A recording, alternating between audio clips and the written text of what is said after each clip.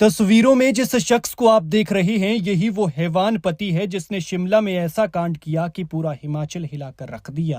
पहले पत्नी को मारा, फिर घर के आंगन में गड्ढा खोदा और फिर उसमें डालकर बॉडी को आग लगा दी। लेकिन देखिए इस लड़के को, दिखने में मासूम सा, सीधा साधा सा। इसे देखकर कौन कहे कि ये इतना बड़ा दरिंदा हो सकता है कि किसी अपने को मारने की हिम्मत रखता हो और मारने से पहले एक बार भी ना सोचे।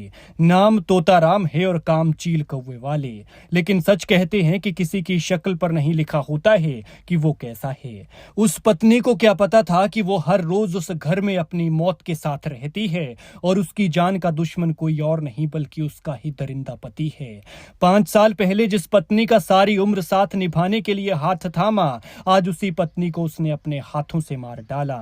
न ये देखा कि उसका क्या होगा और न ये सोचा कि जो 4 साल का बच्चा है उस पर क्या बीतेगी। इतना ही नहीं, पत्नी को मारने के बाद शव को गड्ढे में डालकर जलाने के बाद ये दरिंदा खुद ही पुलिस थाने पहुंच गया और पत्नी की गुमशुदगी की रिपोर्ट लिखवाने लगा। ये कांड शिमला के शोघी के घनपेरी में हुआ है। पति का नाम तोताराम है और पत्नी का गुलशन था। तोताराम पेशे से सिक्योरिटी गार्ड है और गुलशन आंगनबाड़ी हेल्पर थी। उसने पत्नी का मर्डर किया और जलाकर आंगन में गाड़ दी लाश। थाने में जाकर बोला बीवी लापता है, रिपोर्ट लिखिए। जिस घर को आप तस्वीरों में देख रहे हैं इसी घर में ये कांड हुआ है और इस कांड ने हिमाचल को हिलाकर रख दिया।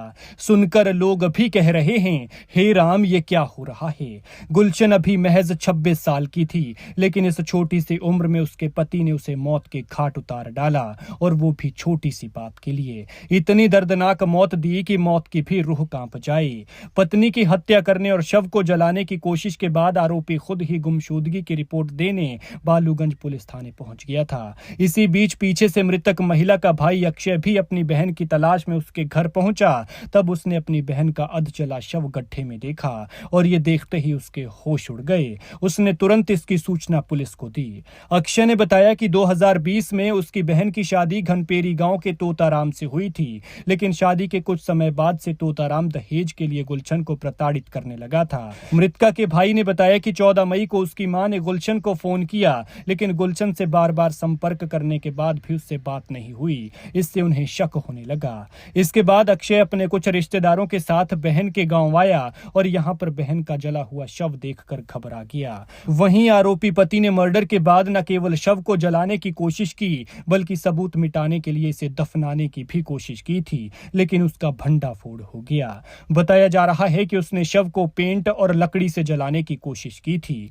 बताया जा रहा है कि तोताराम पहले भी पत्नी से मारपीट करता था और दहेज के लिए प्रताड़ित करता था। फिलहाल पुलिस ने मामला दर्ज कर लिया है और शव को कब्जे में ले लिया है। साथ ही सन की पति को भी गिरफ्तार कर लिया है।